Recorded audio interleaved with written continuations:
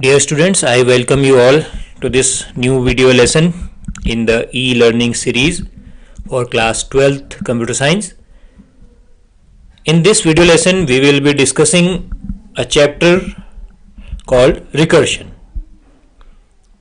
Okay, so recursion, as the term specifies, reoccur, to occur again and again. So this is the basic definition of recursion. So I think you have gone through the previous videos related to the functions, because it is the prerequisite in this. If you are not aware about functions, it will be hard for you to learn recursion directly.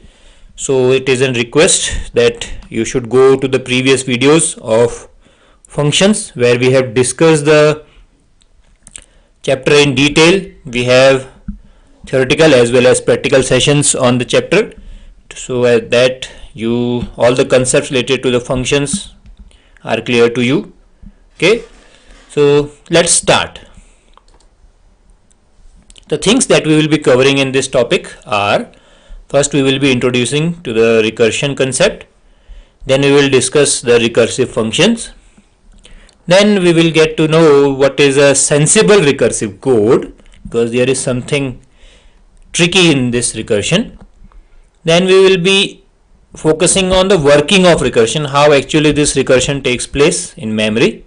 Then we will be having some examples through which we will be understanding the concept of recursion. Then we will discuss recursion on arrays, or that we call lists in Python. And at the end, we will be comparing recursion versus iteration, because both the terms are having similar type of meaning. Recursion means to happen again and again, and the same thing is sometimes it is like iteration. Iteration also specifies to repeat a particular code again and again. So what is the difference between recursion and iteration? We will be covering this topic at the end. Okay, so let's start with the introduction to the recursion. Please try to focus on the terms of recursion. It is a very simple concept, but having a deep meaning. Okay, the meaning is hidden inside it, and the working of that recursion, that point, is the most important part, where you have to understand the working. Okay, the rest of the topics are very easy, but the main thing resides inside the working of recursion. So try to focus on all the concepts, so you can build up the gist of this lesson can be understood by you. And you can build up the concept in your mind. Okay, so let's start with the introduction. Recursion means a programming technique in which a function calls itself. So, and it can be either directly or indirectly. Very simple definition. Okay, but this simple definition has a lot of depth in it. Okay, you will come to know in the coming minutes. Recursion can only be applied to the problems that can be broken into its own terms, that is, using divide and conquer technique. Okay, I think you must have heard about this technique in mathematics also, where you can divide a problem into its own terms and then you can solve them bit by bit. Okay, it is like a modular approach. There is a large program, then you divide it in modules, and then you code those modules separately, and then you combine them as one system. So in recursion also, a program is divided into smaller terms, and the terms are to be represented in the own terms of that question. Okay, that means a question divided in terms of its own question, but the terms that the problem gets smaller in size. Okay, a large problem broken into a smaller problem like its own main problem. Okay, it is a technique for solving a large computational problem by repeatedly applying the same procedure or procedures to reduce it to successively smaller problems. Okay, that is the approach of divide and conquer. Divide the problem, and conquer means to win that part. So divide a large problem into smaller portions, and then winning those portions, or then solving those portions, and then getting to the main solution. This is the theme of recursion. Okay, a recursive procedure has two parts. One, that is called a base case. There can be one or more base case. Base case means the case that defines the foundation of recursion. Okay, and another is the recursive step, in which we will be dividing the problem into smaller portions. So these are the two parts of a particular recursive code. Okay, then we have recursive function. Okay, in our previous sessions we have made some programs that call other functions. Okay, we have used programming technique of functions in which one function calls another function. So how is the definition? You can see this example. We have defined a function a using def, then name a followed by parenthesis. Then we have defined the code line as the call to the function b. So in this function we are calling the function b from the function a, or from inside the function a. Okay, so if we write a function definition that calls itself, here the function, in function a we are calling function b, but if we write a function call to the function a itself in its body, then that function will be called as recursive function. Okay, so in a simple line we can say that recursion is function calling itself.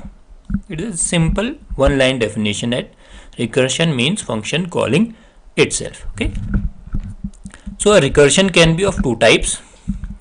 First one is direct recursion. In this, a function call itself directly from its function body. Okay, so if a function has a function call to its own in its body, then it is called direct recursion. Whereas the second is indirect recursion, in which a function calls another function, then that function calls the previous function.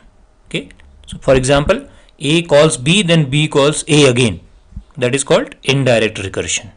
Okay, so indirect recursion is if a function calls another function which calls its caller function. So this is called indirect recursion. Okay, so these are the two basic types of recursion. Okay, let's move forward. So here we have an example of a recursive function. We have defined function 1 that prints hello, and then it calls function 2, whereas that body of function 2 is printing by, and then it is calling function 1. So this is recursion. It is indirect recursion. Here function 1 is calling function 2, and then function 2 is calling function 1. Okay, this is called indirect recursion. Here both the functions will keep on calling one another infinitely, and the entire memory will be used. Okay, as you know, we have already studied that whenever a function call is made, a new memory reference is created. We have seen it with example, visual examples also. So whenever function 1 will call function 2, a new memory frame will be created, and then function 2 is again calling function 1, then again a new memory frame will be created. Memory frame means a particular area of RAM. So this procedure continues infinitely. So what will happen, that the memory frames will be created one after another. It will keep on creating memory frames, and as each memory frame requires some part of memory in RAM, so what will happen, the entire memory will be used. So the Python will report a runtime error, because the error has occurred at the runtime during execution of the program. That's why it is called runtime error, and that error will be given as maximum recursion depth exceeded. Okay, so this is the error which is reported by Python when there is infinite calling of from one function to another and from another to the previous one. So this maximum recursion depth exceeded, this is the runtime error that is reported by Python. Okay, here The program is recursive program, but recursion code is not sensible. Why not sensible? Because it is never ending process. So what do you understand by this word sensible? That means you have to put a condition where this recursion should end. It should not go infinite. Okay, so if a recursion goes infinite, then it is not sensible recursion. So can you guess what is the next topic we will be discussing? Is this recursive function code that is sensible. Okay, so we have sensible recursive code. This is the most important part. You have to write a recursive code, then it should be sensible, and sensible means it should end somewhere. Okay, a sensible recursive code has a clear definition where to stop. Okay, you should not go infinite number of steps. You should be knowing where to stop that recursion, where those memory frames creation will be stopped. It must have a case whose result is known or computed without any further recursive calling, and this case is called base case that we have discussed in the beginning. The base case means from where we do not go any forward. Okay, that case, base case means the case which cannot be converted to smaller ones. Okay, that means that case is the smallest problem that can be broken into. Okay, that is called base case. A base case must be reachable for some argument. Okay, if you do not reach to the base case, then that code is not sensible code. Okay, so when we break a large problem into smaller portions, smaller parts, so we must reach to a condition where we cannot break that problem to less or to more portions, okay, to more smaller step. That is called the base case. Okay, and in the recursive code, the second point we have, that is we have to give a recursive case also, in which a larger problem is broken into smaller problem, but that smaller problem is broken up to a finite number of steps. Then that code is called sensible recursive code. Okay, in a recursive program, the problem is first broken into its own terms using the recursive case, and after a finite number of steps we have to reach the base case. Okay, the base case is the foundation.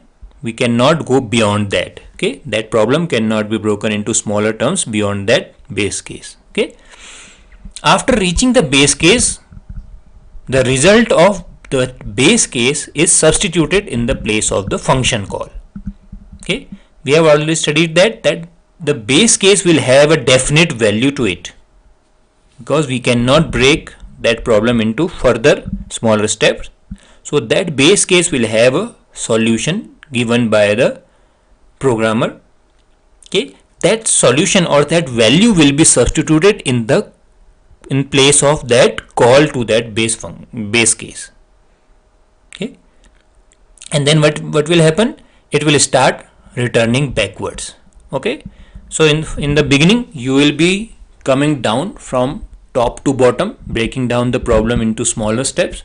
As soon as you reach the base step or the base case, you will get a value. You have a value that you have provided, and then by getting that value, that problem will start going upwards.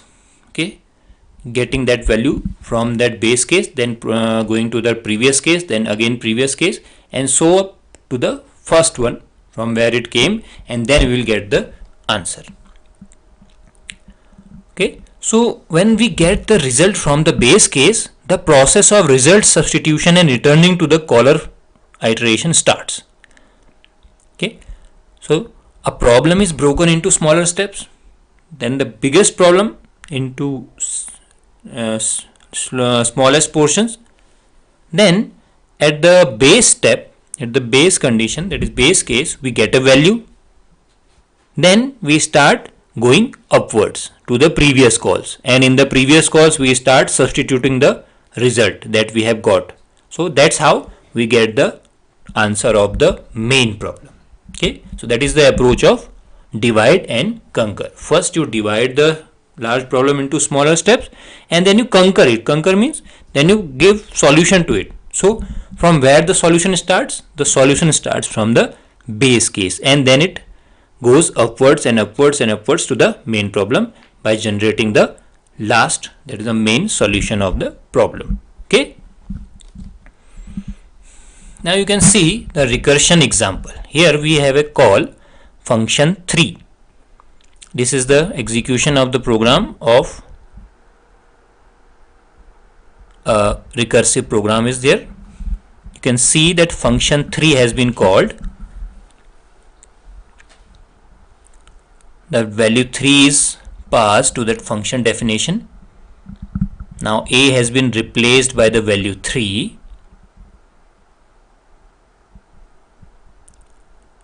Okay. Now we substitute the value of a. We are checking, is 3 equal to false, 0, it is false. Then we go to the else part.